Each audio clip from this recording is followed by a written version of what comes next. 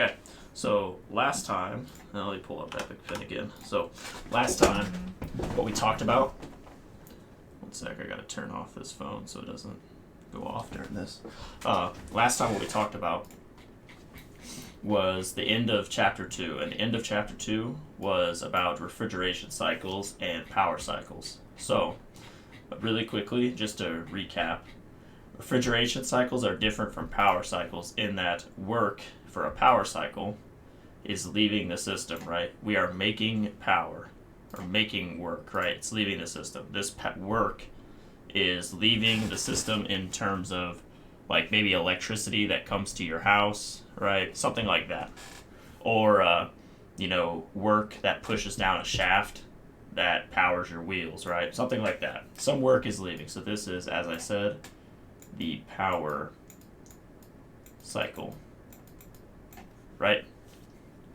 And then over here, which is the refrigeration cycle, so ref cycle. And the difference between them is that, once again, work for refrigeration cycle is going into the cycle. It is being powered. So the compressor, which is a common component in refrigeration cycles, has to be powered in some way, right? A compressor doesn't create work, right? It requires work. And so work had to be put in order for this to happen, right? And so these are the two things that we talked about last time. We also discussed how to evaluate both of these. And so really quickly, we evaluated the efficiency of a power cycle in terms of thermal efficiency. And essentially what thermal efficiency says is that thermal efficiency, which is equal to eta, is equal to work cycle over Qn. And what it does is it compares the amount of work that we were able to get out of the cycle, what we were able to achieve from the cycle, and you divide it by what we had to put in, right?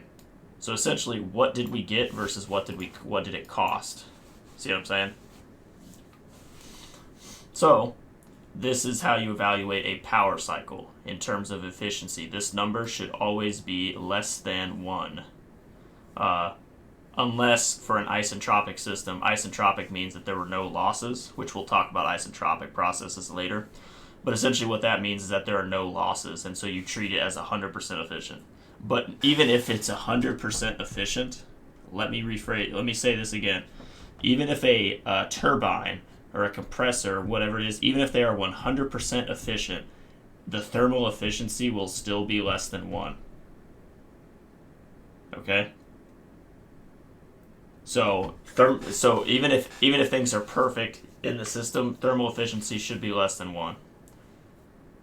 And so you can say this is basically less than 1, right?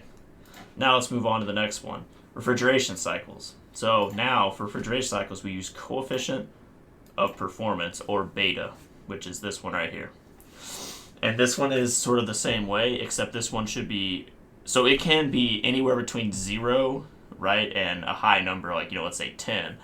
But, obviously not 0, that'd be nothing. But you see what I'm saying, right? It can be anywhere between, 0.1 and 10. But for it to make sense to use, it should be greater than 1. So essentially, this number is a coefficient of performance rather than an efficiency. And how you do this one is once again, it's what we got out of the cycle, what we achieved, versus what we had to put in. And remember, this one, they flipped because we had to put in work instead of putting in heat for this cycle. And we are trying to achieve heat leaving the cycle. And then the next one down here, heat pumping, is basically the reverse of the refrigeration cycle, in that it's the same equation except that this right here is a delta, I do believe. And Q out is what we were trying to get out of the cycle. So refrigeration cycle, we are trying to remove the heat and put it into the cycle. So Q in is what we are looking at as what is our goal. For this one, the heat leaving the cycle is what we are aiming for. So that goes on top. So remember, it's what you want over what you had to put in. That should be your efficiency or coefficient of performance at all times. And knowing the difference between the cycle is really important to how you guys know how to solve these, right? Like if you don't know, like there are questions that will come up in later lectures or maybe later problems where it doesn't tell you what the cycle is. It just gives you some numbers, and then the last question is this cycle a refrigeration or a power cycle? And just by the numbers, you have to be able to tell which one it is. So that is a recap. This part, we don't really need to talk about this one.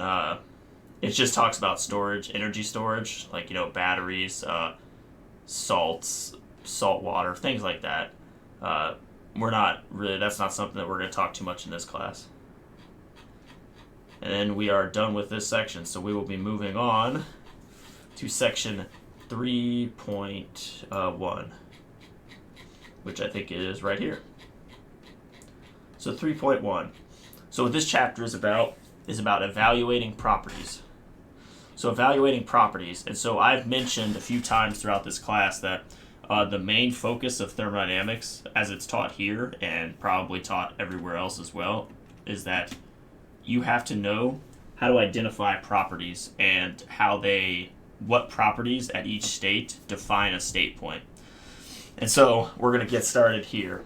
So properties, as we talked about earlier, this is something, there's two of these types, right? There's intensive and extensive properties, and the difference with two of them is that intensive they don't rely on mass or how big the system is. Extensive does. And we'll talk about the differences of those here in a minute as well. But remember, properties is just something that describes what's happening, or like what are you looking at. So for example, if you have 1 cubic meter of volume, or in a container, 1 cubic meter volume is a property of that system, right? It's a property of that state. Okay? So let's start here. So it says the term phase refers to the quantity of matter that is homogeneous throughout both chemical composition and physical structure. Homogeneity in a physical structure means that all matter is solid or liquid or vapor. So these are the three states that we are looking at, or the three phases we are looking at. Solid, liquid, and vapor, or some, part in between. And so these are the three things you will see in this class: is solid, liquid, and vapor. And we are going to be able to determine using properties where our, liquid fits in, or where our fluid fits in. Not liquid, our fluid fits in. So, right here. For example, a system of liquid water and water vapor steam contains two phases. A system of liquid water and ice also contains two phases. So what it's saying there is that essentially, if you let's say you put you boiled water, right? If you boiled water but put a lid on the top of the thing that you were boiling, your system would contain both liquid water and vapor water, right? It would contain steam, right? If you put in ice inside of your glass and there was water and ice in there, you would also say that there are two phases in there as well. There'd be solid water and liquid water, right? And so, here's another thing, is that, so two phases coexist during the changes in phase called vaporization, melting, and sublimation. So these are the changes in phase. So essentially, if you go from liquid to vapor, it is vaporization, right?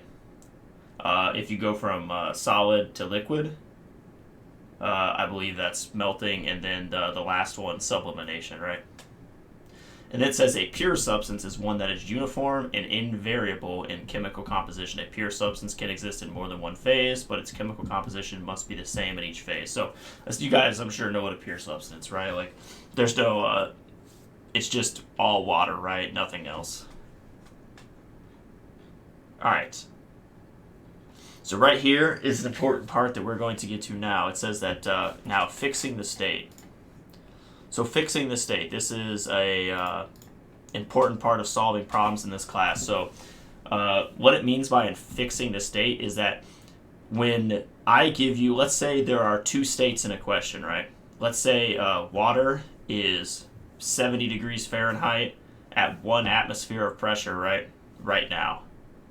I have given you two ways to fix the state right there. Or essentially, you now have temperature and you have pressure. And there are tables in the back of the book that show this, that show temperature tables, pressure tables, and these things can help you fix a state. And so what happens is that by getting two intensive properties, separate properties, you can fix a state point. And by fixing a state point, what they're trying to say is that you can find everything about that state. You know everything about it by getting two things, right? So, let me see if anything else in here is that important to really talk about. Okay, not so much really. Okay, so it says, for applications considered in this book, we are interested in what the state principle says about the intensive states of systems of commonly encountered pure substance, such as water or a uniform mixture of non-reacting gases. These systems are called simple compressible systems. Experience shows simple compressible systems occur in a wide range of engineering applications. For such systems, the state principle indicates that specification of the values for any two independent intensive thermodynamic properties will fix the state values of other intensive properties. So essentially, if you have two independent intensive properties, you can find all the other ones. And you can fix them. And fix them meaning that they cannot change. You know what they are at that state point. At that snapshot in time, you know what they are. Okay? And so, that right there would be what I said earlier. It would be if you had 70 degrees Fahrenheit, 1 atmosphere of pressure, you know two separate independent properties that can fix all the other state points. So from those things, you can know specific volume, you can know enthalpy, you can know internal energy, right? All these things you can know, and entropy as well. The hard part is getting to know how to use the tables and also how these properties move to another state point, right? Because remember, that was state 1, but let's say, for example, in state 2, I told you about, that 70 degree water, etc. Well, let's say in state 2, pressure was now 10 atmospheres, right? If I gave you pressure 2 is 10 atmospheres, but nothing else, how could you solve through this, right? That's how does one state reflect the next one, right? All right, let me see. Let's talk about this one really quick. So it says, the state principle then affirms that pressure, specific internal energy, and all other pertinent intensive properties are a function of temperature and volume. A specific volume. So pressure is equal to P. P is a function of temperature, volume. U is a function of temperature and volume, and so on. The functional relations that would be developed using experimental data. So essentially, what happened here is that some grad student, I'm sure, basically made the tables. So the tables at the end of the book, I'm going to actually pull those up right now. I'll show you what they look like. Do I have the tables?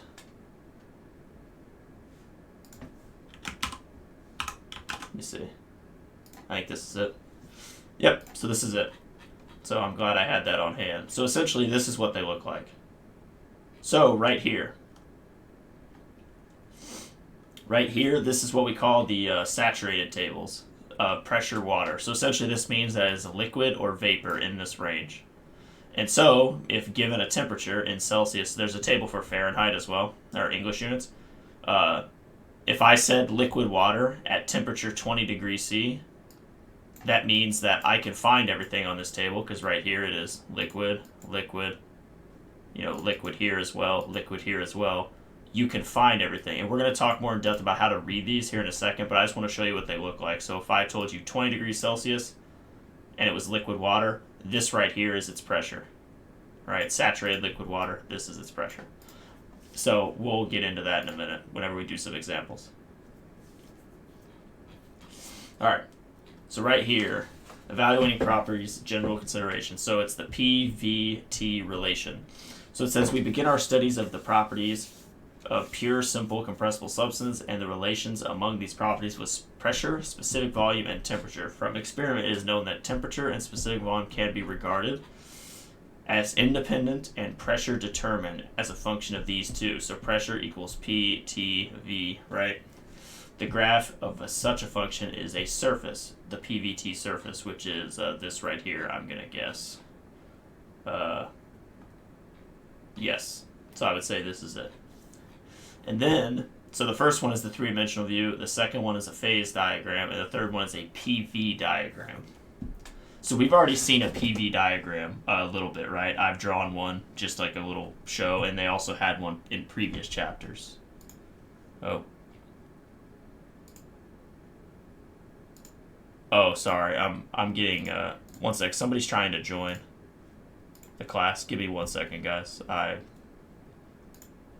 me see. I have to actually fix this really fast.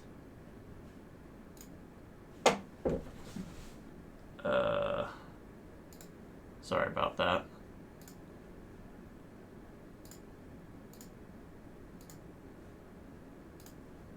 Yeah, we had a late registration.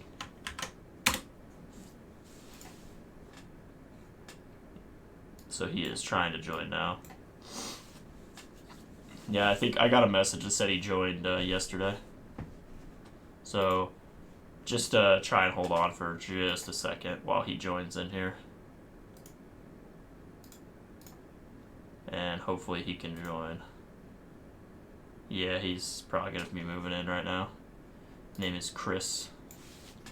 Okay. Let me see. Join. Oh, there he is. Welcome, Chris. Change your name to what it actually is. Like, sort of how they have it. So real quick, let's get back to it. So, as I said, these are graphs that we've already seen, and now right here is what we are going to look at more specifically. This is the graph that will be the one that you guys see the most. It is this right here. It is this PV diagram or TS diagram, but it's this part that I want you to look at. It's this middle like hump thing here. So what this is the saturated region. And so what that means is that anywhere on the left side here is solid. Anywhere on the right side here is vapor past this region. Anywhere in between is the transition region. So essentially anywhere in between here, it is some percentage of either liquid or vapor, right? So like it could be 80% vapor and it's over here near the edge, right? Or it could be 10% liquid and be over here. You see? So this is like the boiling region, essentially. It's like what happens when you boil water. So like, for example, if you boil water, eventually, I don't know if you guys have ever done this, but essentially, let's say you forgot and you left water on the stove and it was boiling. I've done this before where I fell asleep and the water will start out not boiling, and then as time passes, when it gains enough energy, it'll all boil off, right? Which means it all turned to vapor. You see the point? That's what this region is describing right here. And it's a function of how much energy it's absorbed. Alright. So it says, figure 1 is the PVT surface, such as water that expands on freezing. Figure 3.2, which is this one right here. I think these are basically the same one, but... so it says figure 3.2 is for a substance that contracts on freezing, and most substances exhibit this characteristic. The coordinates of a point on the PVT surfaces represent the values that pressure, specific volume, and temperature would assume when the substance is at equilibrium. There are regions on the PVT surfaces of figures 3.1 and 3.2 labeled solid, liquid, and vapor. In these single-phase regions, the state is fixed by any two of the properties, pressure, specific volume, and temperature. Okay? So what it's saying is that when you are outside of this hump thing, the saturated region, remember that, saturated region, when you are outside of this region, so this is the saturated region. When you are outside of that, the state points can be fixed by two separate intensive properties, so specific volume and temperature, temperature and pressure, pressure and specific volume, right? Any of those combinations will do. It can also be fixed with other things, like for example, if you knew the internal energy of it at that point, you could also do it, but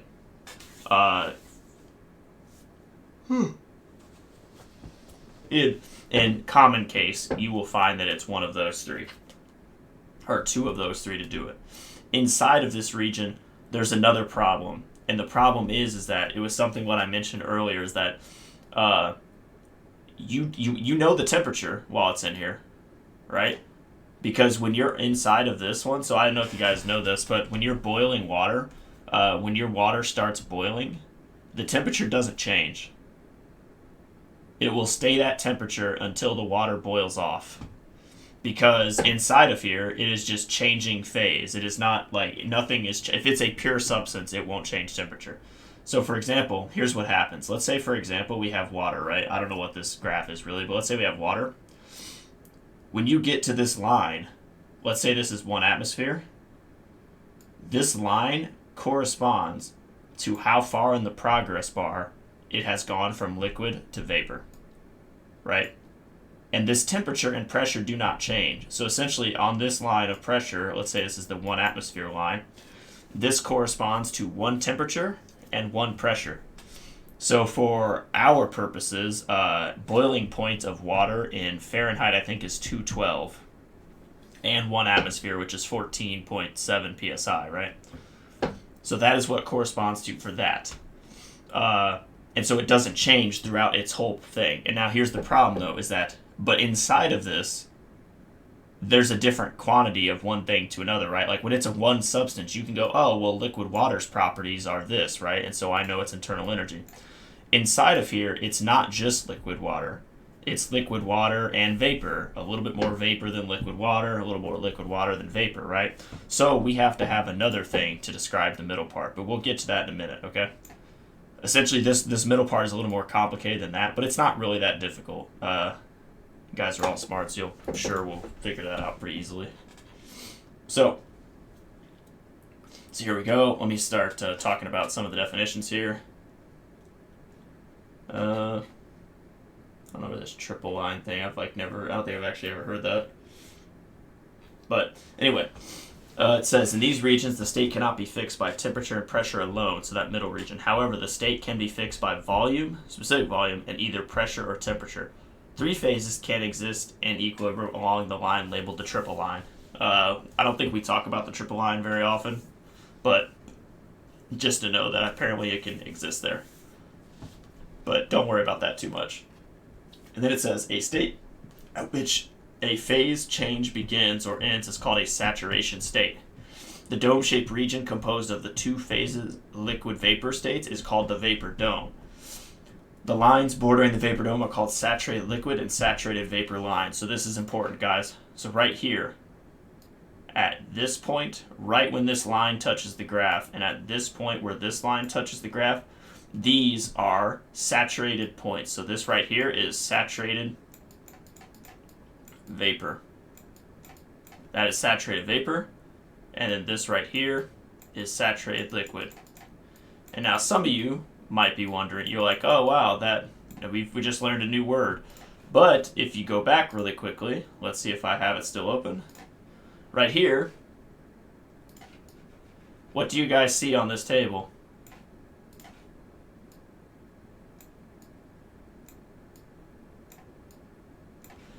It says at the top, saturated liquid and saturated vapor. So essentially, if you know something is saturated liquid and saturated vapor at a certain temperature and pressure, it's really easy to find, because essentially, like, let's say for example, you told me, hey, let's go to, I like the pressure table better. Temperature table kind of sucks in my opinion.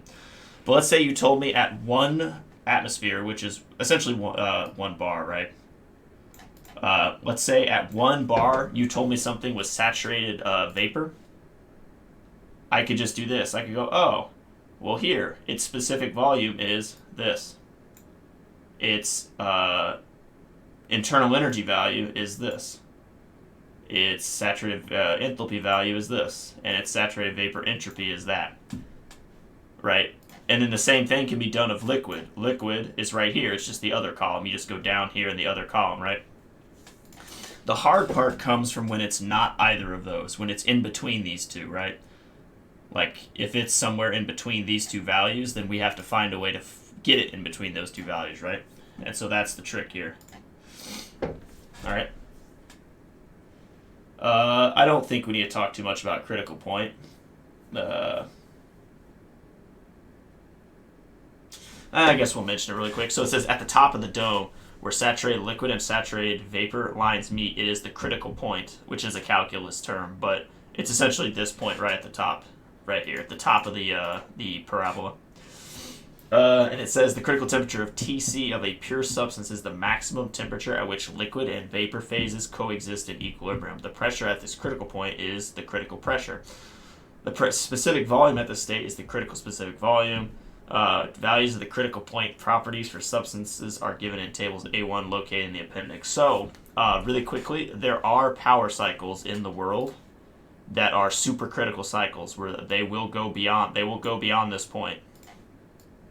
I don't really know how they work. I wish I did. I don't know if we have a supercritical point in Illinois. We might, but essentially that is a supercritical is going beyond this, or using the critical point. All right, so now we have the phase diagram. So it says the PVT surface is projected onto a pressure-temperature plane. A property diagram known as phase diagram results. So this is important. As illustrated by figures 3.1b and 3.2b. Where's that? Right here. So this is a phase diagram. This is a pressure volume. So this is usually called a PV diagram. Or it could be a TV diagram, or, TS diagram. There's other diagrams, but essentially that's the ones that we're probably going to look at most are TS and PV. All right. And it says, when the surface is projected in this way, the two phase regions reduce to lines. At a point on any of these lines represents all two-phase mixtures at that particular temperature and pressure. The term saturation temperature designates the temperature at which a phase change takes place at a given pressure, and this pressure is called the saturation pressure. So, if you go back up here, when I wrote that line here, 1 atmosphere, right? So that means along this line, this is the same pressure. It is all 1 atmosphere on this line. And then,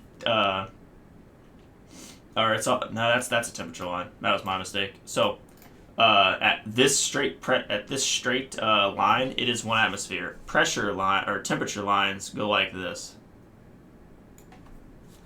So once again, I'll show you how they work here in a minute. But essentially, temperature lines are these right here. Pressure lines are just straight across and up and down. So you meet like here and here, and the temperature lines roll that way. So we'll talk about that in a second. But essentially, this is what it looks like, these PV diagrams. All right, and it says the triple lines. Yeah, I'm not too worried about that. So let's do the PV diagram. So projecting the PVT surface onto a pressure-specific volume plane results in the PV diagram, the ones we just saw.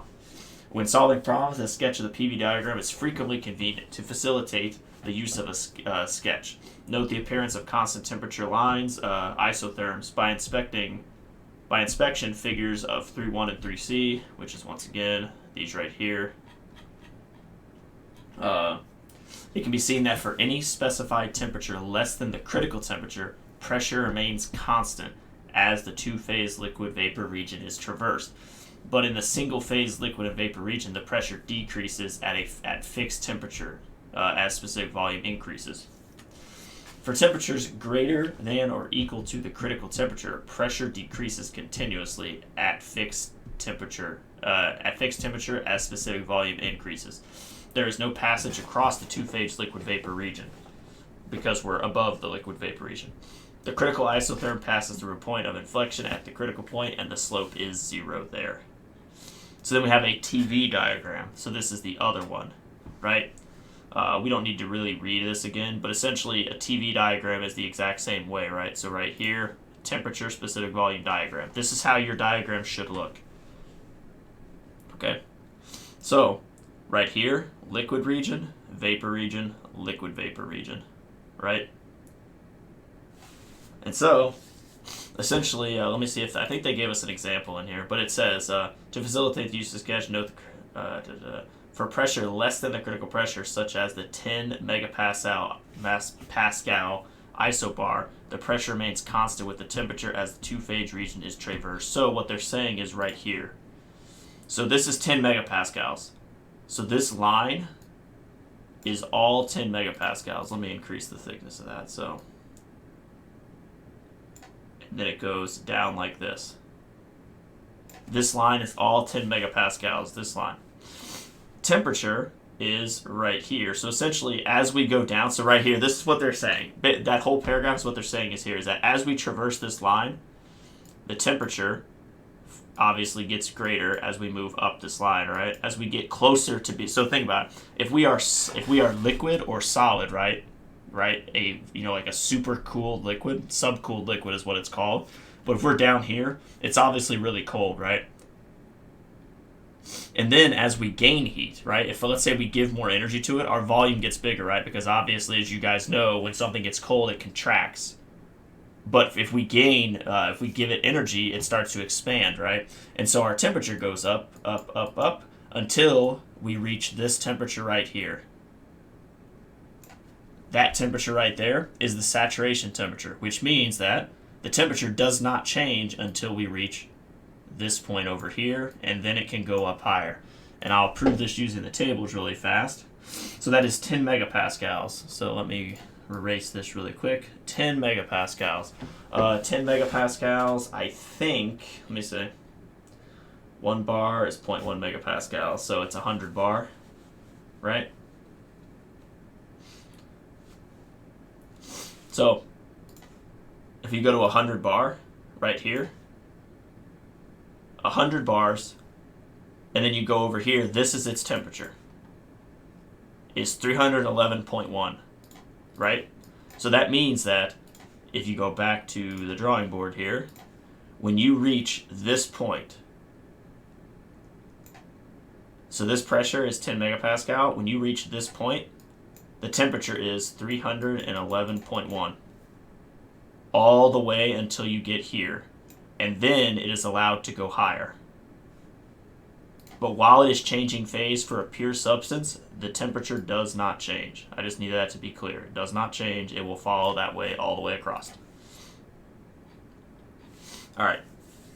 Let me see if we got anything here.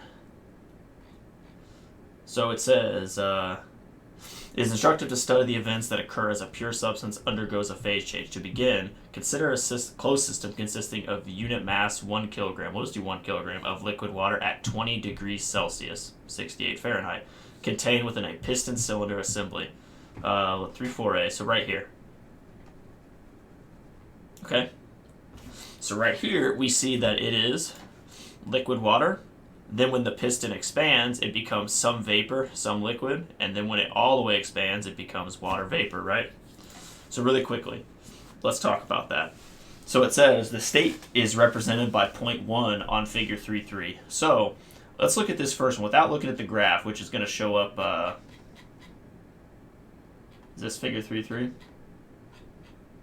Yeah, it is, okay. So this right here, so this is a very compressed liquid, right? This is compressed liquid. It's liquid water, so it's being high pressure in here, correct? High pressure. So, high pressure liquid kept at 20 degrees C, right? Which is what they have right here. So that is our first state. So essentially they gave us that state. They said that like right here at the beginning, it's super high pressure and it's at a temperature, right? And it's liquid. Then they said, suppose that the water is slowly being heated while its pressure is kept constant and uniform throughout that that bar, right? Although this is a little different than this one, it looks like. Actually, no, it's this. It's this right here. So it's not this one. It's this. They had two on the same graph. So this is the one we're looking at. So the first one right here is our initial state. Our initial state is right there. And that is at our subcooled, very small, very compressed liquid value. Then, when we come down here to the next stage, as we heat it, right? Because remember, they said they're heating it, so they're sending a little bit of heat through this, right? It's being, radiated through the bottom, right? Or conducted through the bottom. Now you have some water vapor, some water liquid, right? Or liquid water. So if you go back up, essentially what happened is that it reached this 100 degrees point, or 212 Fahrenheit, and it's somewhere in here. We don't know where it's in there, right? We just know it's in here because there's both of them. And then at the very end of its cycle, it is all water vapor, which means that it reached this point right here. and then went beyond, right? It could have went beyond after that as well. So real quick, we're going to talk about, so this is some more terms for your mind. Subcooled liquid is when it is the temperature, essentially when it's less than the saturation temperature. So that region over here is called subcooled liquid or compressed region. So this is the compressed or subcooled liquid on the left-hand side. So right here. This is the saturated region. And this over here is the superheated region. So compressed or subcooled liquid, whichever one. Saturated region, superheated region. Okay? Now let's move back down. And then it says, so let's move on to the next one. So it says, now, so real quick, so you guys, I'm sure you guys kind of understand a little bit about the regions and how essentially all you need is temperature and pressure, or temperature and volume, or pressure and volume to find everything about those regions. Except for the middle region. As I said earlier, the middle region is a two-phase liquid vapor mixture, which is the title of this section. And so, this is the one that needs more than just those two. You actually need one more property, and it's about to be introduced here. And so, let me go ahead and read here. So it says, when the system is at the saturated liquid state, okay? So saturated liquid state, right here, F. When it has reached that temperature and it's saturated liquid, right? If basically, let's put it this way, it is just on the verge of boiling. Like we're talking just that snapshot right before it starts boiling. We're right here at state F. And then it says, additional heat transfer at fixed pressure results in the formation of vapor without any change in temperature. So during that process, a heat transfer comes in, vapor is produced, temperature doesn't change. Okay? And then it says, obviously, but there's a change in specific volume, right, afterward. And then it says, as shown in figure 3.4b, the system would now consist of a two-phase liquid vapor mixture. So that's anywhere in between the umbrella, the dome there. When a mixture of liquid and vapor exists in equilibrium, the liquid phase is a saturated liquid and the vapor phase is a saturated vapor. If the system is heated further until the last bit of liquid is vaporized, it is brought to point G, the saturated vapor state. So we were at F here. A bunch of heat transfer took place, right? We just kept pumping in heat, just raising raising the energy level. Raising the energy level, raising the energy level, raising the energy level, until we reach G. Point G is where all liquid has just turned to vapor. That just one snapshot, that point in time, where all of it is now vapor. Okay? And then it says, the liquid vapors. Okay. We were right here. Figure 3.3, the saturated vapor state. The intervening two-phase liquid vapor mixture states can be distinguished from one another by the quality, another intensive property. So, quality was something that they had to come up with. Quality is a new intensive property for us, and it is represented by X, this little X here. And essentially what quality is it's a way of telling you what percentage you are of either vapor or liquid, right? It distinguishes the two of them. So, really quickly, it says for a two-phase liquid vapor mixture, the ratio of the mass of vapor present to the total mass of the mixture is its quality. So right here, X is equal to the mass of the vapor divided by the total mass, right? But the total mass is represented by mass of liquid, mass of vapor, right? So what you would get out of this is a percentage, right? You would get X is equal to something, right? And so, let's say that, real quick, let's put in some numbers here just to get you guys, an idea. Let's say that let's say the total mass was 1 kilogram. We had 1 kilogram of water, right? And let's say we found the mass of the vapor to be 0.7 kilograms. And the bottom, obviously, these two added together gets us 1 kilogram, right? That would mean that our mixture is 70% vapor, right? which means that if you were looking at it on this graph, you would suspect it. Now, obviously, this is just our guessing, right? But you would suspect it to be somewhere over here, right?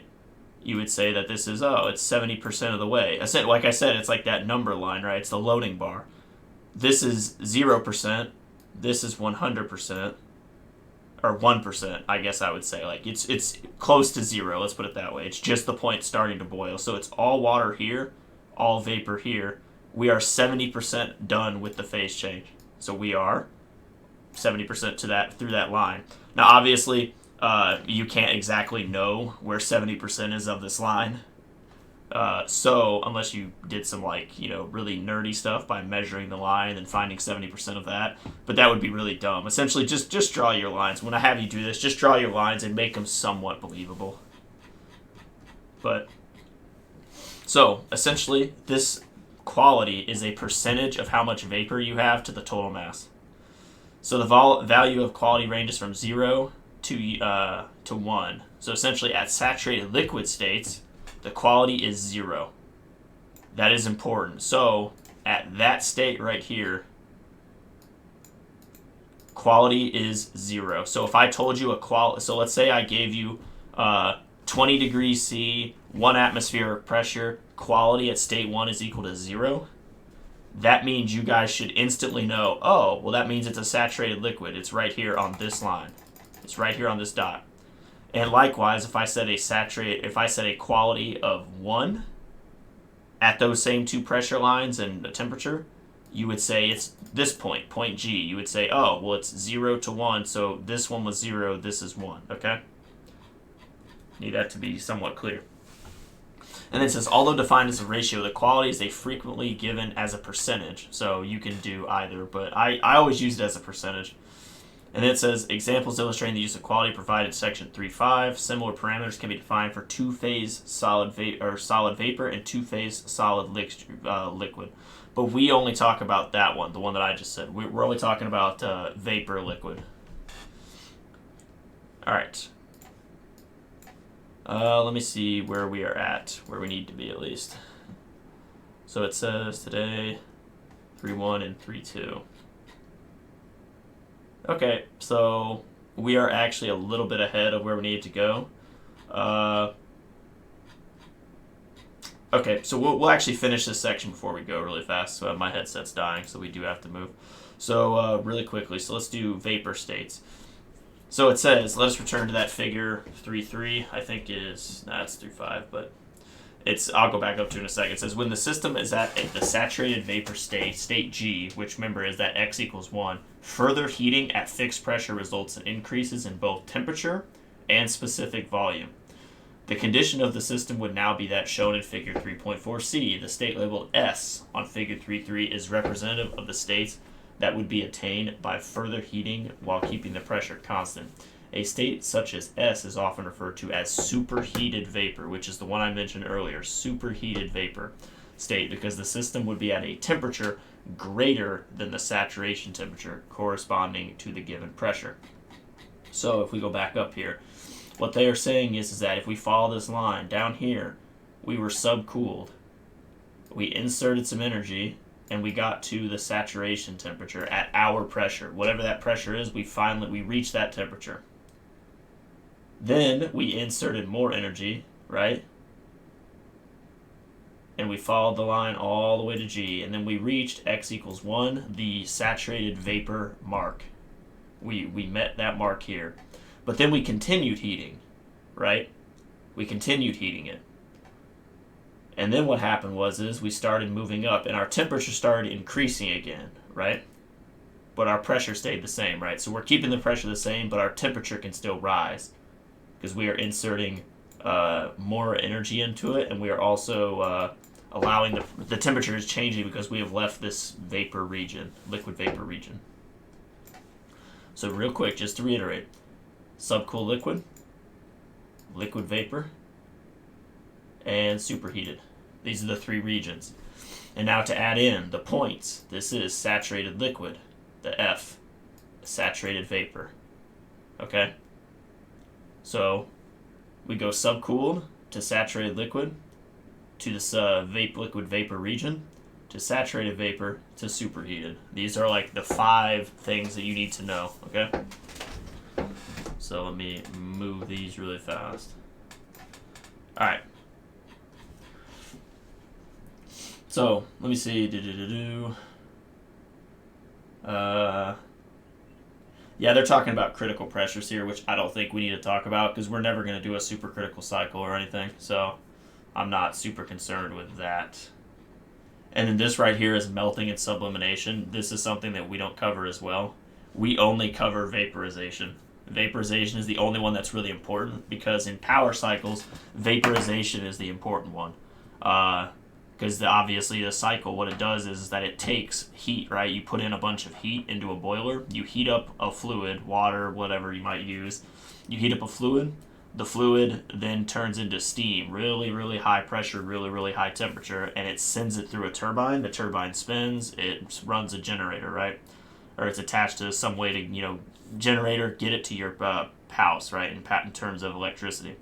And then what happens is that you try to get the cycle to repeat itself, so you take away all the heat, right? So essentially you take away the heat using a condensing process, like hooking it up to a lake, and then you run it back around once it's liquid, and you pump it up to the high pressure again, and you just repeat the cycle. So the ones that we only care about are the vaporization. That's it. And so this will be where we start next time, which is retrieving thermodynamic properties. So what we're going to be doing next time is we are going to be using those tables. And so what I'm going to do is I'm going to post these tables online, and I want you guys to have them open during the class because I want you guys to be able to follow along as I move through some of the example questions. Because when I tell you that this is the basis for this class and the next one, I am not lying. This is it. If you can't do this right here, you are screwed because the whole next class relies solely on this. If you can read the tables, you will destroy the next class. You will get an A in this one and an A in the next one. But if you can't, you will struggle. So this is an extremely important thing to have. Okay? So I'm going to post these tables online. I'm going to post this lecture online. I'm going to take attendance as well. But come prepared next time to read these tables because this is, like I said, this is the magic bullet. This is it. So let me go ahead and stop this.